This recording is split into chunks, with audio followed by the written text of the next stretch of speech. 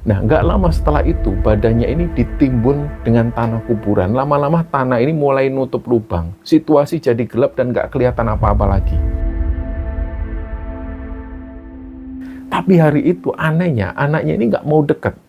Kayak seolah-olah anaknya Sugi ini sudah ngelihat sosok lain dalam diri Sugi.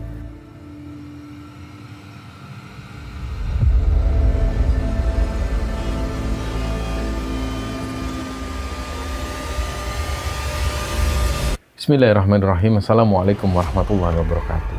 Sobat Kembara Sunyi dimanapun teman-teman berada. Pada kesempatan kali ini kami akan membagikan cerita yang dikirim oleh Sobat Kembara yang bernama Sugi yang aslinya dari Jombang, Jawa Timur. Sebelum kita masuk ke ceritanya, untuk teman-teman yang nonton tayangan ini dan belum subscribe, jangan lupa untuk subscribe lebih dulu agar channel Kembara Sunyi ini lebih berkembang lagi dan kami lebih bersemangat lagi dalam membuat konten-konten terbaru di Kembara Sunyi. Dan untuk teman-teman yang telah mendukung kami sejauh ini, kami mengucapkan terima kasih banyak. Semoga amal kebaikan teman-teman dibalas kebaikan berlipat oleh Allah Subhanahu wa Ta'ala.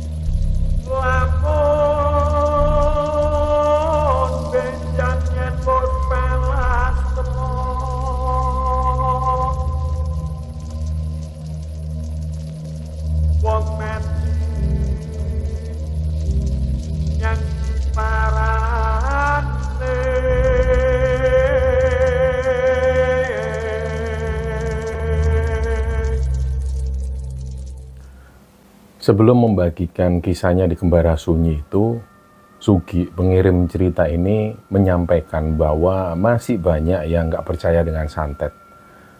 Dalam hal ini Sugi itu memaklumi karena ya mungkin banyak dari orang-orang ini yang belum mengalami sendiri peristiwa yang seperti ini. Nah, begitupun juga dengan Sugi. Sebelumnya dia ini nggak terlalu percaya dengan hal-hal yang semacam ini. Sampai pada suatu ketika akhirnya dia sendiri yang mengalami hal tersebut dan bisa dipastikan waktu itu Sugi ini jadi korban santet. Nah, semenjak mengalami peristiwa aneh itu, Sugi ini jadi percaya bahwa santet atau sihir itu memang benar ada. Santet dan sihir ini berawal dari iri dengki dan hasad dari pelakunya. Dan setan selalu mendukung perbuatan negatif semacam ini. Nah, cerita di episode kali ini, teman-teman, cerita ini dibagikan oleh Sugi. Sugi ini ingin membagikan kisahnya dan pengalaman Sugi ini terjadi di bulan April tahun 2023 kemarin.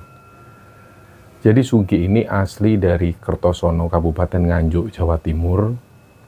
Di tahun 2016, dia sempat melamar pekerjaan di kota Surabaya. Dan alhamdulillah waktu itu dia diterima kerja di sebuah pabrik di Surabaya. Dan semenjak dia kerja di Surabaya itu akhirnya Sugi memutuskan untuk ngekos di Surabaya dan menginjak tahun 2017 Sugi menikah dengan seorang perempuan dari Jombang, Jawa Timur. Dan setelah menikah itu Sugi dan istri pindah alamat ke Jombang ikut dengan istrinya. Dan mulai sejak saat itu dia tinggal di rumah mertuanya. Nah, jadi setiap kali libur kerja, Sugi pulang ke Jombang ke rumah mertuanya itu. Waktu itu mereka sudah dikaruniai seorang anak, dan karena Sugi dan istri itu kerjanya di Surabaya, jadi anak mereka dititipkan di Jombang, dirawat oleh mertuanya. Di sini Sugi cerita, selama dia bekerja di pabrik itu semua ini berjalan lancar. Dan hal itu berjalan sampai beberapa tahun. Dan tepat di tahun 2021, Sugi diangkat jadi karyawan tetap di sana. Nah, mulai dari sinilah Sugi itu mengalami banyak keanehan. Dan semua kejadian yang dialami Sugi ini gak akan pernah bisa dilupakan seumur hidupnya. Jadi di pabrik tempat Sugi bekerja itu sudah jadi rutinitas bahwa setiap kali lebaran ini beberapa karyawan di sana itu tetap masuk kerja seperti biasa. Dan apalagi posisi Sugi di sana itu sebagai seorang mekanik.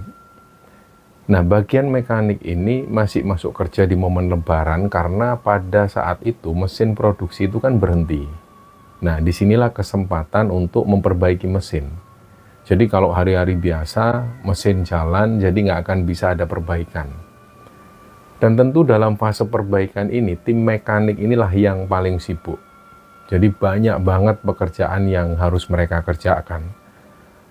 Perusahaan itu ngasih waktu untuk perbaikan semua mesin-mesinnya itu harus dalam waktu 2 minggu harus selesai. Nah, mulailah dari situ staf mekanik ini pun bekerja. Dan pada saat perbaikan 2 minggu berjalan itu semua pekerjaan berjalan lancar.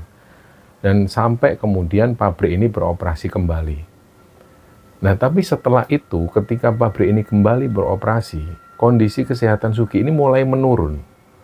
Dia merasa sering sakit-sakitan setelah momen dia bekerja selama 2 minggu itu. Dan hal semacam ini dialami Sugi sampai hampir 1 bulanan setelah Lebaran.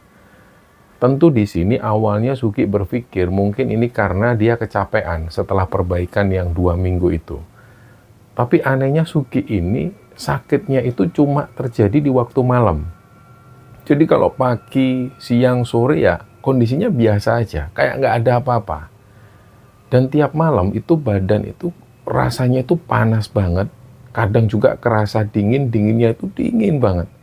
Tapi hal itu nggak terjadi pas di pagi hari. Jadi pada saat pagi hari karena dia nggak merasakan kondisi apapun, ya Sugi kembali berangkat bekerja. Dan tapi itulah yang terjadi, meskipun paginya dia bisa kerja, malamnya selalu seperti itu terus kondisinya. Badannya panas dingin, dan itu terjadi selama sebulan. Dan jangan salah bahwa sebelum-sebelumnya ketika Sugi mengalami hal yang semacam ini, dia langsung memeriksakan diri ke dokter. Dan sampai karena dia merasa seperti itu terus, akhirnya dibawalah ke rumah sakit. Dan kata pihak rumah sakit, Sugi ini terkena sakit tipes. Jadi selama sebulan itu dia harus mengkonsumsi obat-obatan dari dokter. Dan nggak cuma itu, bahkan obat-obatan herbal pun juga diminum oleh Sugi, tapi kondisi kesehatan Sugi ini tetap seperti itu, nggak ada perubahan sama sekali. Dan selama sakitnya itu, istrinya Sugi ini selalu bilang, jadi pengakuan dari istrinya ini, dia cerita ke Sugi, hampir setiap malam, Sugi ini selalu mengigau. Tapi setiap kali mengigau itu nggak benar-benar kayak orang yang mengigau, tapi lebih kayak orang yang kesurupan. Bahkan sampai ada gerakan-gerakan dari Sugi ini yang membuat istrinya itu merasa apa yang dilakukan Sugi ini aneh. Nah, tiap malam Sugi itu selalu melakukan hal yang aneh-aneh. Tapi anehnya, waktu itu Sugi masih dalam keadaan tidur, matanya masih terpejam. Ada pengakuan dari istrinya. Suatu malam istrinya ini ngelihat Sugi tingkahnya itu aneh. Sugi ini tiba-tiba dari posisi tidur itu dia tiba-tiba berdiri, terus dia jalan menuju ke tembok, terus jari-jarinya itu nunjuk ke arah tembok, kayak lagi ngitung sesuatu. Dan gak cuma itu, kadang dalam keadaan mata terpejam, dalam keadaan tidur itu Sugi tiba-tiba tangannya keangkat ke atas, terus jari-jarinya itu nunjuk badannya sendiri.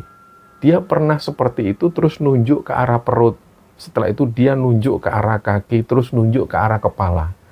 Dan yang bikin istrinya itu merinding, waktu itu selain Sugi ini nunjuk-nunjuk dengan jarinya itu, dia juga mengeluarkan suara yang suaranya ini mirip kakek-kakek. Jadi dia bilang, ini loh yang terasa sakit itu di sini, terus di sini, terus di sini. Dan ini yang membuat istrinya Sugi itu merinding banget karena suara Sugi ini berubah jadi sosok kakek-kakek. Nah, pada suatu kali Sugi ini bangun di pagi hari. Dan setiap kali dia bangun di pagi hari, istrinya selalu menceritakan sesuatu yang aneh yang dialami Sugi di malam hari. Dan itu sama sekali Sugi nggak tahu. Nah, meskipun sudah ngelihat tanda-tanda keanehan ini, baik Sugi maupun istrinya itu tetap nggak mau menghubungkan hal ini dengan halal gaib. Ya karena memang sebelum-sebelumnya, baik Sugi maupun istrinya, mereka ini nggak pernah mengalami halal gaib sebelumnya. Jadi mereka ini mikir ke sana itu pun juga enggak sama sekali. Nggak ada pikiran ke sana sedikit pun. Dan karena selama hampir sebulan lebih Sugi sakit-sakitan seperti ini terus, badan Sugi itu sampai kurus. Berat badannya ini langsung turun drastis. Dan suatu hari kalau nggak salah hari itu hari Sabtu. Sugi ini masuk kerja seperti biasa. Tapi ada satu hal yang kerasa aneh di hari itu. Kalau sebelum-sebelumnya dia cuma merasa badan itu lemes, panas, dingin, itu kerasanya di malam hari. Tapi di pagi hari dia normal. Tapi hari itu pas di hari Sabtu ini kondisinya berbeda dengan hari-hari sebelumnya. Hari itu badan Sugi ini rasanya lemes banget, dan yang paling menonjol itu keanehannya adalah setiap kali Sugi ini ngobrol sama teman-temannya, itu perkataan Sugi ini nggak jelas. Gelambiar, kalau kata orang Jawa itu gelambiar. Ditambah lagi, menurut teman-temannya Sugi waktu itu, mulut Sugi ketika dia bicara itu berasa kayak penceng ke samping. Nah, Sugi sendiri juga memang ngerasa ini aneh. Dia nggak bisa mengendalikan itu. Dia juga ngerasain sendiri rahang dan mulutnya itu aneh. Jadi pas habis dia bicara, Sugi ini selalu membenarkan rahang bawahnya ke posisi semula. Jadi memang benar-benar menceng. Dan yang dilihat oleh teman-temannya memang seperti itu. Dan ini di luar kontrolnya Sugi. Sampai seperti itu dia merasakan hal ini. Nah, di hari itu karena hari Sabtu, jadi mereka ini pulangnya jam 12 siang. Sebelum Sugi pulang, dia minta izin ke pimpinan. Dia jelaskan tentang kondisinya ke pimpinan. Dan dia bilang bahwa kemungkinan beberapa hari ke depan, dia izin nggak masuk kerja. Karena dia mau periksakan hal ini ke rumah sakit yang lebih bonafit. Sekalian Sugi ini pengen istirahat biar badannya itu fit lagi. Nah, singkat cerita Sugi pun diizinkan gak masuk kerja. Dan setelah itu dia pulang kembali ke kos. Dan dalam perjalanan pulang sampai kos itu, awalnya ini aman-aman aja. Dan setibanya di kos dia langsung tiduran di depan kamar kos karena memang suasana kamar kos di siang hari itu panas banget. Jadi dia putuskan tiduran di teras supaya dia ini kena angin. Dan akhirnya sampai Sugi ini benar-benar ketiduran di depan kamar kos. Nah, di sini ternyata Sugi itu nggak sadarkan diri sampai malam hari. Ternyata waktu itu Sugi ini nggak tidur. Dia sudah pingsan dan nggak sadarkan diri. Pas dia sadar, Sugi ini sudah ada di kamar kos, dan kondisi kamar kos ini sudah ada dua orang penghuni kos, dan waktu itu Sugi juga sudah melihat istrinya. Nah, dua orang kos ini namanya Mbak Putri, usianya 45 tahun, dan satunya lagi itu Ibu Sari, usianya sekitar 50 tahunan. Nah, dari sini istri Sugi ini cerita bahwa tadi sebelum maghrib itu kan Mbak Putri ini ceritanya lagi pulang kerja. Dia mau ke kamar kosnya dan otomatis ngelewati depan kamar Sugi. Terus karena ngelihat Sugi ini tiduran di depan kamar kos, dibanguninlah Sugi ini. Karena waktu itu sudah maghrib, tapi waktu membangunkan Sugi, Mbak Putri ini sempat bingung. Kondisi Sugi ini nggak gerak sama sekali. Nah, kondisi kos itu memang kalau pagi sampai sore, ini sepi karena penghuni-penghuni kos itu rata-rata kerja semua, dan pulangnya itu kadang ada yang sore, ada juga yang malam, termasuk istrinya Sugi ini. Pulangnya itu sekitar jam 7 malaman. Nah, total kamar di kos-kosan ini ada 10 kamar. Jadi ya itu tadi, kembali ke Mbak Putri. Ketika Mbak Putri ini ngelihat Sugi yang seperti itu, dan langsung dibangunkan oleh Mbak Putri, tapi Sugi ini sama sekali nggak bergerak, Mbak Putri langsung panik. Dia langsung telepon istrinya Sugi. Dan di situ istrinya Sugi ini minta tolong karena dia masih kerja. Dia minta tolong ke Mbak Putri supaya bawa Sugi ini masuk dulu ke dalam kamar. Nah, pas istrinya Sugi ini sudah sampai kamar kos, di kos itu ternyata sudah ada Mbak Putri dan ada Ibu Sari ini. Nah, mereka berdua, Mbak Putri dan juga Bu Sari ini nungguin Sugi karena diminta tolong oleh istrinya Sugi. Nah, waktu itu Sugi ini tetap belum sadar sampai mereka ini membaca-bacakan doa. Bahkan ketika istrinya Sugi ini sampai kos, dia langsung nangis-nangis dan ikut-ikutan membacakan doa. Jadi di situ kondisi istri Sugi ini nangis terus-terusan. Sampai jam 8 malam barulah Sugi ini tersadar. Dan di situ Sugi kaget. Ini kenapa kok kedua tangannya itu dipegangin Mbak Putri sama istrinya Sugi. Dan mereka semua ini sambil terus membaca-bacakan ayat-ayat suci Al-Quran. Nah, setelah istrinya tahu bahwa Sugi ini sudah sadar, Sugi disuruh membaca istighfar. Tapi anehnya mulut Sugi ini susah banget untuk mengucapkan kata-kata. Jadi rasanya itu berat banget dan benar-benar kayak orang bisu. Tapi Suki sadar hal ini dan dia nggak bisa mengontrol dirinya sendiri. Nah, nggak lama setelah itu Suki nggak sadarkan diri lagi. Nah, pas nggak sadarkan diri inilah antara sadar dan nggak sadar, Suki itu merasa kalau badannya itu berbaring menghadap ke atas. Dan yang paling membuat Suki ini takut, ternyata yang dia rasakan, dia itu kayak berada di dalam lubang tanah kuburan. Persis rasanya kayak Suki ini jadi sosok jenazah yang mau dikuburkan. Nah, nggak lama setelah itu, badannya ini ditimbun dengan tanah kuburan. Lama-lama tanah ini mulai nutup lubang. Situasi jadi gelap dan nggak kelihatan apa-apa lagi. Terus dalam situasi ini, Suki itu teriak-teriak ketakutan. Dia teriak, dia pengen balik lagi ke dunia. Dia pengen ditarik keluar. Nah, bersamaan dengan itu, dia dengar ada suara orang, tapi nggak tahu suara siapa. Suki sama sekali nggak kenal suaranya ini. Suara itu berbisik di telinga Suki. Sholat, sholat. Kayak orang yang nyuruh sholat. Dan nggak lama setelah itu, dia sadar. Suki sadar. Disitulah dia ngelihat sudah ada bapak dan juga ibu mertuanya di kamar kosnya. Di situ, Suki juga ngelihat anaknya ini sudah ada di sana. Nah, posisi Suki waktu itu masih ada di dalam kamar kos. Dan waktu itu sudah menunjukkan jam 1 dini hari. Yang dirasakan Suki waktu itu, badan itu rasanya lemes banget. Dan dia cuma bisa berbaring waktu itu. Disinilah istrinya Suki itu cerita ke Suki. Jadi pada saat Suki nggak sadarkan diri dari tadi itu sebenarnya istrinya sudah manggil beberapa ustadz yang rumahnya itu di dekat kos. Tapi setiap kali istrinya ini menghubungi para ustadz ini selalu bilang, oh itu suaminya cuma kebanyakan pikiran. Nah, tapi anehnya setiap ustadz yang dimintain tolong ini nggak mau datang ke kos. Dan mereka ini cuma ngasih sebotol air minum yang sudah didoakan. Nah, istrinya Suki ini menjelaskan, ketika anaknya itu datang dan masuk ke kamar kos bersama bapak dan juga ibu mertuanya, anaknya Suki ini langsung kaget pas ngeliat ke arah Suki. Tapi nggak tahu apa yang dilihat oleh anak ini. Anaknya ini usianya 5 tahun waktu itu. Nah, mungkin benar kata orang tua zaman dulu bahwa anak kecil ini bisa ngelihat sosok makhluk halus. Meskipun memang nggak semua anak kecil mengalami hal ini. Nah, terus di situ istrinya Suki ini menyampaikan bahwa besok pagi Suki ini mau dibawa pulang ke Jombang untuk sementara waktu dan mau diperiksakan ke sana. Nah, kalau sudah sembuh, dia akan bisa kembali ke Surabaya. Makanya itulah kenapa istrinya Suki ini minta tolong ke bapak dan juga ibu mertuanya untuk datang ke Surabaya. Ya minimal untuk bantu-bantulah bawa-bawa barang untuk dibawa ke Jombang.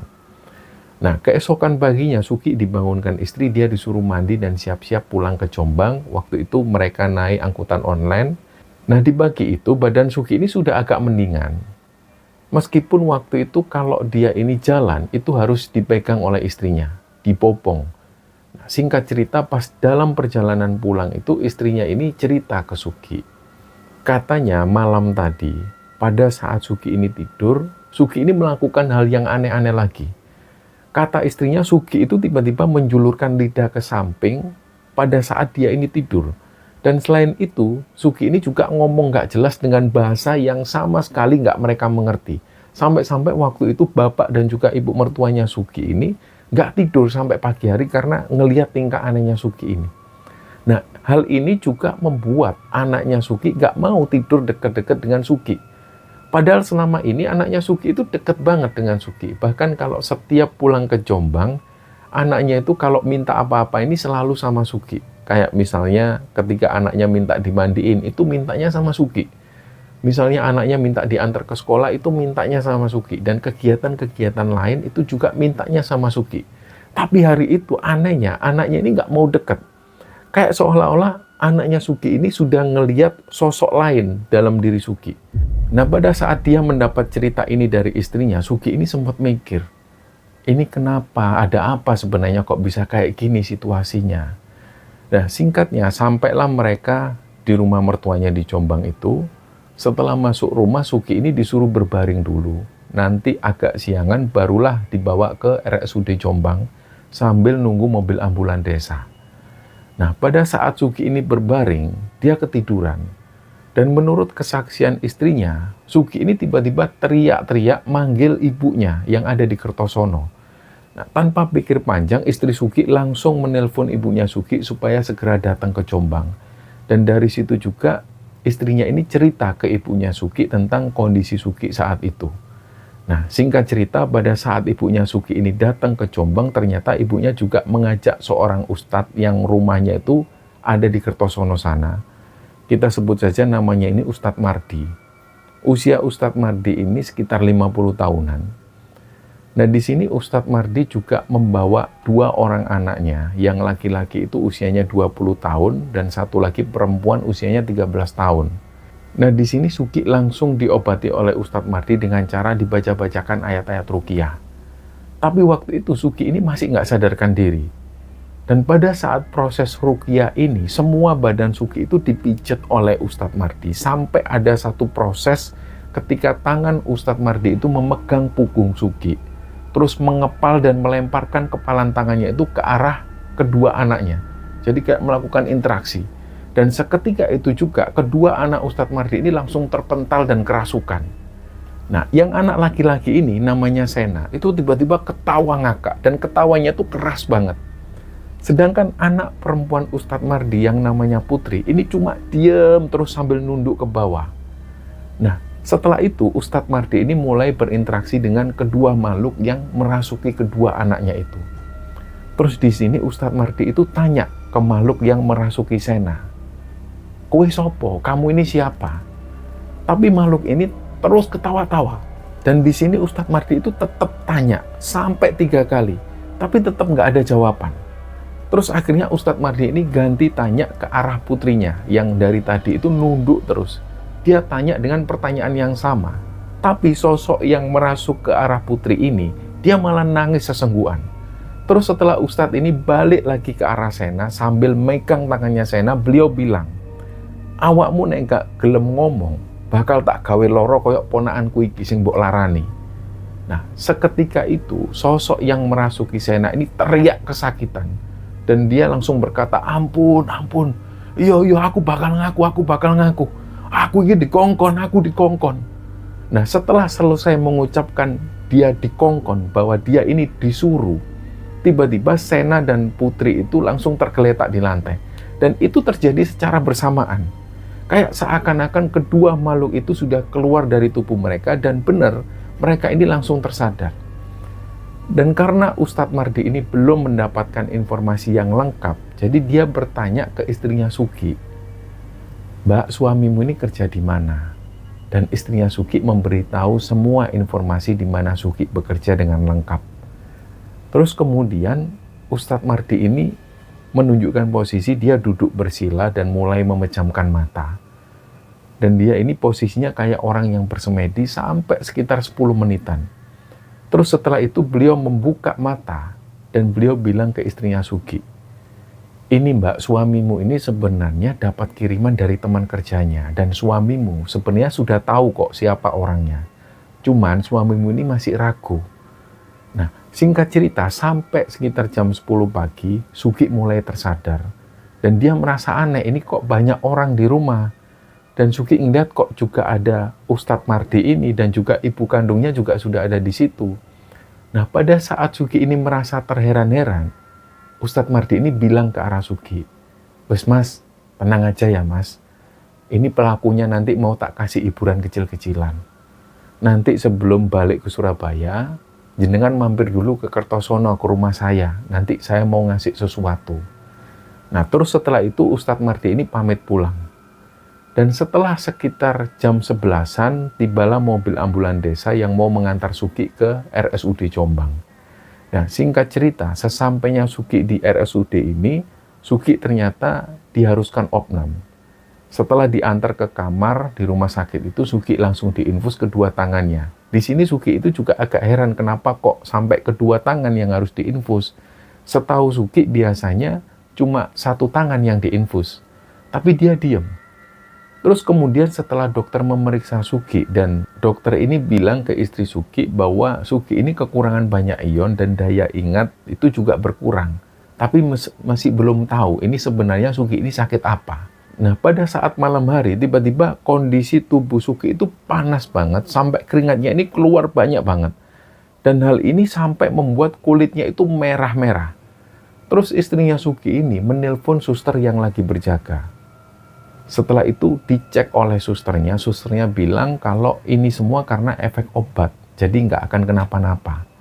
Nah, tibalah hari kedua, semua berjalan biasa saja ya. Waktu itu Sugi diperiksa seperti biasa, terus dia makan, lanjut minum obat. Tapi waktu itu dokter ini sempat bilang, sambil dokter ini senyum, dia bilang, masnya ini sebenarnya sakit apa toh mas? Tapi ya seperti itu, tanyanya ini kayak nggak serius, karena dokter waktu itu tanya ini sambil tersenyum. Yang ada di pikiran Sugi waktu itu mungkin dokter ini berusaha menghibur, berusaha mencairkan suasana. Karena situasi waktu itu di kamar opnam, ini ada keluarganya Sugi, ada juga ibu kandungnya Sugi. Ya mungkin dokter ini berusaha menghibur keluarganya Sugi. Nah, tibalah waktu itu setelah maghrib, di hari kedua di rumah sakit, tiba-tiba salah satu teman kerjanya Sugi ini, sebut saja namanya Ardi. Dia ini satu divisi di tempat kerja Sugi, cuma beda bagian. Si Ardi ini di bagian operator, tapi memang Sugi ini dekat banget sama Ardi. Mereka berhubungan baik karena kebetulan rumah Ardi itu lokasinya ini dekat banget dengan rumah mertuanya Sugi di Jombang. Nah, singkat cerita, Ardi ini cuma menanyakan kondisi kesehatan Ardi, dan di situ dia ikut mendoakan Sugi supaya Sugi ini cepat sembuh dan kembali bekerja. Dan pada saat Ardi ini pamitan mau pulang, istrinya Sugi ini sempat menceritakan semua yang dialami Sugi ke Ardi. Ya, karena memang keluarga Sugi ini sudah menganggap Ardi itu kayak saudara sendiri. Apalagi semenjak Ardi kehilangan kedua orang tuanya. Dan dalam kesempatan itu, istrinya Sugi ini juga sempat tanya ke Ardi tentang siapa kira-kira teman kerjanya yang nggak suka dengan Sugi. Di situ, Ardi ini menjawab, kemungkinan ada 3 orang. Karena memang ketiga orang ini terkenal suka memusuhi teman kerjanya sendiri. Dan ketiga orang ini kebetulan juga satu bagian dengan Sugi. Di sini Ardi bilang yang pertama dicurigai itu namanya Egi, usianya 27 tahun. Terus yang kedua namanya Yuda, usianya 31 tahun. Terus yang ketiga ini namanya Aseng, umurnya sekitar 50 tahunan. Nah, dari ketiga nama itu, nggak tahu kenapa Sugi ini menaruh kecurigaan penuh kepada Aseng. Kalau diingat-ingat lagi oleh Sugi, dia mundur ke masa-masa lebaran pada saat mereka melakukan perbaikan mesin pabrik. Jadi pada saat waktu memperbaiki mesin-mesin itu sebelum lebaran, Sugi ini posisinya digandengkan dengan Aseng dalam satu perbaikan mesin. Nah, ada suatu saat di mana Sugi ini disuruh atasannya untuk ganti oli mesin yang sudah diperbaiki di tempat lain. Karena memang Sugi ini tugasnya lebih dikhususkan untuk pergantian oli atau disebutnya oilman. Nah, setelah Sugi ini ganti oli di tempat yang disuruh atasannya tadi, atasan Sugi ini tanya ke Sugi tentang pekerjaan yang sebelumnya yang ditangani oleh Sugi dan Aseng. Bosnya tanya, kerjaanmu tadi gimana? Itu dikerjain Aseng atau gimana? Waduh, nggak tahu pak. Coba bapak cek langsung aja di lokasi biar tahu prosesnya seperti apa. Nah, setelah atasannya ini ngeliat ke arah sana, ternyata pekerjaan ini nggak dihandle oleh Aseng. Jadi kondisi Aseng itu ternyata waktu itu Aseng ini memperhatikan Sugi yang lagi ganti oli. Jadi dia sama sekali nggak kerja. Nah, setelah dicari oleh atasannya, ternyata Aseng ini dari tadi ternyata malah nungguin Sugi sambil santai. Dan dia malah nggak kerja, jadi kerjaannya ini terbengkalai. Nah, setelah atasannya ini tahu tingkah Aseng yang seperti ini, beliau pun memarahi Aseng itu habis-habisan. Nah, dari situlah Sugi ini berpikir mungkin Aseng itu mengira bahwa Sugi yang melaporkan hal ini ke atasannya, sehingga membuat akhirnya Aseng dimarahi bosnya. Nah, alasan kuat bahwa Aseng yang mengguna-guna Sugi adalah Aseng ini asalnya dari sebuah daerah di Jawa Timur yang memang daerah sana itu terkenal sekali dengan ilmu hitamnya. Nah, mungkin karena hal inilah Aseng itu dendam dan akhirnya mengguna-guna Sugi. Nah, di sini Ardi dan Sugi itu makin yakin bahwa ini semua perbuatan Aseng. Dan singkatnya, setelah Ardi ini pulang, Sugi itu sempat ngechat Ardi lewat WA. Sugi ini tanya ke Ardi, Di, kenapa kok tadi wajahmu itu kelihatan kusut banget pas ke rumah sakit? Nah, Sugi tanya gini ke Ardi karena waktu itu Sugi sempat ngeliat wajah Ardi itu kusuk banget, kayak sedih banget. Terus Ardi bales chatnya Sugi, dia bilang, iya Gi, aku itu sedih soalnya pas ngelihat wajahmu itu, wajahmu kelihatan pucet banget. Bahkan jujur tadi aku sempat membacakan Al-Fatihah ke kamu karena aku takut kamu kenapa-napa. Nah, setelah membaca chat dari Ardi ini, Sugi itu jadi makin pasrah. Dia berusaha menerima semua yang dia alami. Dan gak lama setelah itu, Sugi ini tertidur. Tapi tiba-tiba di jam 1 dini hari, badan Sugi itu rasanya dingin banget. Sampai-sampai istrinya itu kebangun pas dengar Sugi itu menggigil. Dan pada waktu itu, pas istrinya Sugi ini bangun, istrinya kaget sambil bilang, Mas, wajahmu kok pucat banget Mas, wajahmu kok pucat, badanmu dingin. Mohon maaf, waktu itu istrinya Sugi ini sempat berpikir bahwa Sugi ini sebentar lagi sudah mau meninggal. Karena wajahnya pucat dan badannya itu dingin banget, kayak mayat. Karena waktu itu istrinya ini khawatir banget, istrinya akhirnya memanggilkan suster. Dan pada saat suster ini memeriksa kondisi Sugi, lagi-lagi suster ini bilang bahwa ini hanya efek obat. Dan setelah itu kondisi badan Sugi normal lagi. Dan dia pun tidur sampai pagi. Di situ istrinya mulai agak lega. Nah, pagi itu istrinya cerita ke Sugi. Pada saat Sugi ini tidur, dia sempat mengigau, dia teriak-teriak minta pulang ke rumah. Dan karena kejadian-kejadian sebelumnya yang seperti ini, akhirnya istri Sugi ini lebih pekah dengan tanda-tanda yang dialami oleh Sugi. Istrinya ini nggak mau terjadi apa-apa lagi dengan Sugi. Dan ketika Sugi ini mengigau, dia teriak-teriak pengen pulang, istrinya nggak mau mengabaikan hal ini. Jadi waktu itu istrinya langsung tanya ke bapak mertuanya tentang kejadian yang semalam. Dan pada saat istrinya Sugi ini konsultasi kepada bapaknya Sugi, bapak dan ibunya Sugi yang ada di Kertosono ini bilang bahwa nggak lama mereka akan ke rumah sakit sekalian bawa kerabatnya yang punya kenalan orang pintar. Nah, singkat cerita, pada saat bapak dan juga ibu mertuanya ini datang ke rumah sakit, mereka datang dengan kerabatnya yang sebut saja namanya ini Mbak Dian. Usianya sekitar 45 tahun. Nah, pada saat Mbak Dian ini datang, Mbak Dian ini ngomong ke istrinya Sugi, ini Sugi dibawa pulang aja, dalam artian pulang paksa dari rumah sakit, karena pihak rumah sakit masih ngasih waktu opnam itu sampai 5 hari, karena memang belum ketemu sakitnya apa. Nah, Mbak Dian pun bilang ke istrinya Sugi, Mbak Dian ini ngasih tahu ke istrinya, ada kenalan orang pintar yang sudah ngomong ke Mbak Dian bahwa Sugi ini kalau sampai hari ini nggak dibawa pulang, kondisi Sugi ini akan semakin parah dan bisa-bisa kemungkinan besarnya nyawanya nggak akan tertolong lagi. Nah, pada saat proses Sugi ini mau pulang, pihak rumah sakit ini bilang bahwa sebenarnya Sugi ini mau diisolasi di kamar sendiri tanpa harus ditunggu keluarga. Tapi pihak rumah sakit nggak ngasih tahu apa alasannya. Nah, tapi karena pihak keluarga Sugi ini mau bawa pulang paksa Sugi, jadi rumah sakit nggak mau bertanggung jawab kalau ada apa-apa dengan Sugi saat Sugi ini keluar dari rumah sakit. Nah, dari situ keluarga berpikir ya sudah, apa mau dikata. Toh pihak rumah sakit sampai hari itu belum juga ngasih kepastian tentang penyakit apa yang diderita Sugi waktu itu. Jadi Sugi akhirnya pulang paksa. Dan setibanya Sugi di rumah, dia diminta untuk berbaring karena memang badannya itu masih lemes banget, bahkan belum bisa jalan sendiri.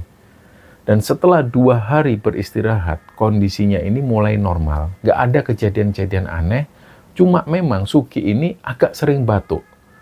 Terus keesokan harinya, tepatnya hari Jumat, Sugi ini diajak bapak mertuanya untuk pijet di orang pinter dari kenalan Mbak Dian itu. Karena memang orangnya ini buka pengobatan alternatif dalam bentuk pijet.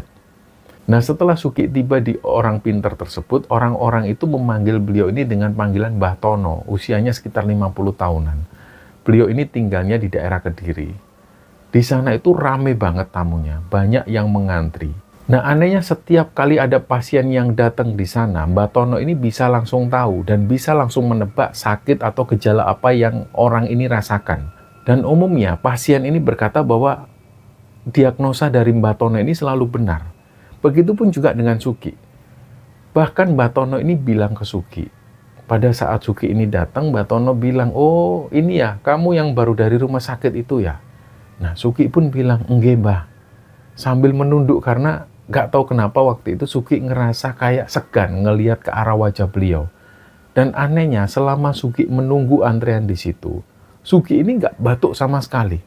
Sampai Mbak Tono ini bilang ke Sugi, loh kata keluargamu tadi katanya kamu ini keluhannya sering batuk-batuk, kok sekarang nggak batuk sama sekali. Di sini Sugi cuma tersenyum sambil tetap menunduk tanpa ngeliat wajah Mbak Tono. Dan tibalah waktu itu giliran Sugi ini dipijet. Awal-awal Mbak Tono ini mijetnya itu normal, dari kaki sampai atas. Tapi pada saat sampai di bagian punggung, mijatnya itu mulai aneh. Sugi ini rasanya itu nggak ngerasa apa-apa. Tapi yang dilihat oleh orang-orang yang ada di sana, Sugi ini ternyata dipukul keras banget. Dan semua orang pun juga ngelihat kejadian ini. Tapi anehnya, Sugi ini nggak merasakan sakit sedikit pun ketika dia dipukul.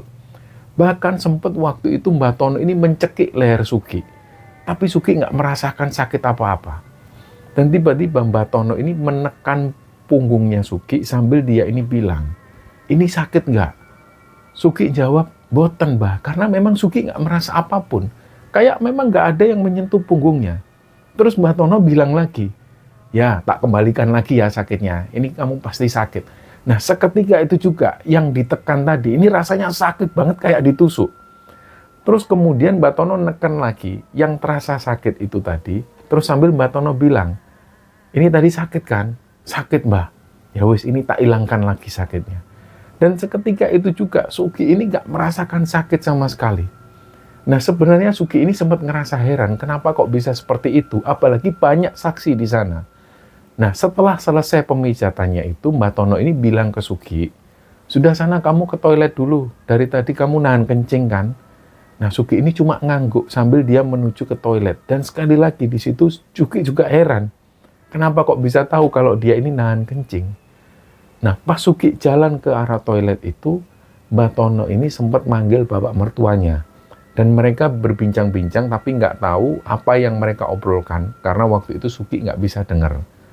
Nah, singkat cerita, setelah pamit dari Mbak Tono itu, dalam perjalanan pulang, Sugi tanya ke bapak mertuanya, apa yang dibicarakan tadi dengan Mbak Tono?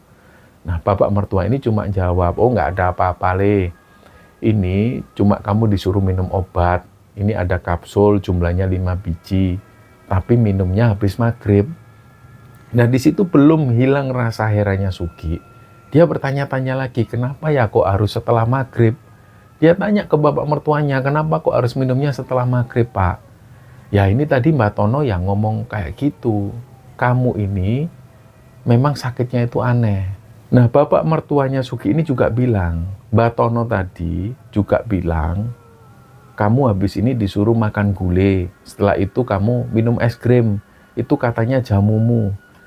Nah, di sini kayak memang nggak masuk akal sekali, tapi Sugi berpikir, ya wis lah apa salahnya dia coba. Jadi sebelum sampai di rumah, kebetulan di dekat rumah mertuanya itu ada yang jualan gulai kambing. Jadi di situ Sugi pesen 2 porsi untuk Sugi dan juga bapak mertuanya. Nah, pas mereka ini lagi makan, bapak mertuanya itu bilang ke Sugi bahwa sebenarnya Sugi ini harus kembali lagi ke tempat Mbak Tono untuk sekali lagi. Tapi kalau Sugi ini sudah sembuh. Nah, Sugi pun cuma mengiyakan perkataan bapak mertuanya itu tanpa membahas panjang lebar lagi tentang Mbak Tono. Karena memang menurut Sugi banyak yang nggak masuk akal dengan pengobatan yang dilakukan oleh Mbak Tono. Nah, setelah sampai di rumah, Sugi ini dapat telepon dari atasannya bahwa hari Senin Sugi ini harus masuk kerja karena dia cuma diizinkan seminggu libur. Kalau lebih dari itu, kemungkinan Sugi ini dikeluarkan dari tempat kerja. Nah, di hari itu istrinya Sugi ini sudah kembali ke Surabaya karena istrinya cuma mendapat izin libur beberapa hari. Dan tibalah pagi hari di hari Sabtu, badan Sugi itu tiba-tiba berasa lebih enak dari sebelum-sebelumnya. Bahkan waktu itu Sugi sudah bisa lari-lari di jalan. Nah ini memang aneh, tapi kenyataannya seperti itu. Hari itu berjalan biasa saja, tanpa ada lagi keanehan yang terjadi. Dan pada malam hari, ibu kandungnya Sugi ini nelpon dan tanya kabar. Sekaligus di situ ibunya ini mengingatkan supaya Sugi mampir dulu ke rumah Ustadz Mardi ngambil titipan beliau untuk Sugi. Nah, keesokan harinya bapak mertua akhirnya nyuruh adik istrinya Sugi yang namanya ini Roni. Roni ini disuruh untuk ngambil titipan ke Ustadz Mardi. Karena bapak mertua Sugi ini takut Suki itu kenapa-napa ketika ngambil barang tersebut. Jadi Suki disuruh berdiam diri di rumah. Nah, setelah Roni selesai ngambil barang itu dan diserahkan ke Suki, dilihat oleh Suki ternyata yang dikasih Ustadz Mardi itu berupa raja atau kayak kertas yang bertuliskan tulisan Arab terus dilakban. Nah, Roni bilang ke Suki bahwa Ustadz Mardi ini juga menyampaikan ke Suki nggak perlu takut dengan sihir atau santet seperti ini. Cepat atau lambat, hal ini akan kembali ke pelakunya sendiri. Ini pesan dari Ustadz Mardi. Nah, akhirnya tibalah hari Minggu pagi. Suki ini diantar bapak mertuanya sampai kembali ke Surabaya dan alhamdulillah sampai di kos itu dengan selamat. Dan singkat cerita, tibalah Suki kerja di hari Senin. Nah, seperti biasa karena Suki ini sudah nggak masuk sekitar semingguan, hal pertama yang ditanya oleh teman-teman bahkan atasannya itu ya tanya tentang kabarnya Suki. Dan ternyata mereka semua itu sudah mendengar bahwa Suki ini berobat ke orang pintar. Beritanya ini menyebar kemana-mana. Dan pada saat Suki menjelaskan alasannya kenapa dia berobat ke orang pintar, ya jawaban mereka itu seakan-akan mengejek tentang apa yang sudah dijalani oleh Suki. Banyak yang membuli Suki. Ada yang bilang, kamu itu Ki, masa tahun 2023 kok masih percaya sama hal-hal yang seperti ini. Nah, ada juga yang bilang, kamu itu kebanyakan menghayal, makanya kamu jadi halu. Nah, ini menekankan bahwa mereka itu nggak percaya dengan hal-hal yang semacam ini. Dan nggak percaya bahwa sakit yang dialami Suki itu disebabkan oleh santet. Di situ Suki juga hanya bisa diem. Setiap kali dia berpapasan dengan sesama karyawan, mereka itu selalu membuli Suki dengan pernyataan-pernyataan yang seperti itu. Nah, di sini Suki cuma bisa pasrah. Tapi pada suatu ketika ada satu teman Suki yang mau mendengar cerita Suki ini. Dia namanya Pur, usianya sekitar 30 tahunan. Nah, bisa dibilang Pur ini juga percaya dengan hal-hal yang seperti itu. Beberapa teman-temannya Pur, bahkan juga ada salah satu saudaranya Pur juga pernah mendapatkan kiriman santet. Jadi dia percaya. Pur ini cuma ngasih saran ke Suki supaya Suki lebih berhati-hati dalam menerima sesuatu, entah itu makanan atau apa dari orang yang sudah dia curigai. Nah, Suki jadi ingat, pada saat Ustadz Mardi meruqyah Suki, beliau itu juga pernah bilang bahwa sebenarnya Suki ini sudah tahu siapa yang berusaha mencelakainya. Tapi kata Ustadz Mardi, Suki sendiri ini masih ragu. Sampai pada saat itu Suki ragu di antara 3 orang ini yang mana kira-kira yang sudah mencelakai Suki. Nah, pada suatu hari di hari Minggu tanggal 29 Oktober tahun 2023, waktu itu pada jam istirahat, tiba-tiba Aseng ini datang menawarkan gorengan ke semua teman-temannya termasuk kepada Suki.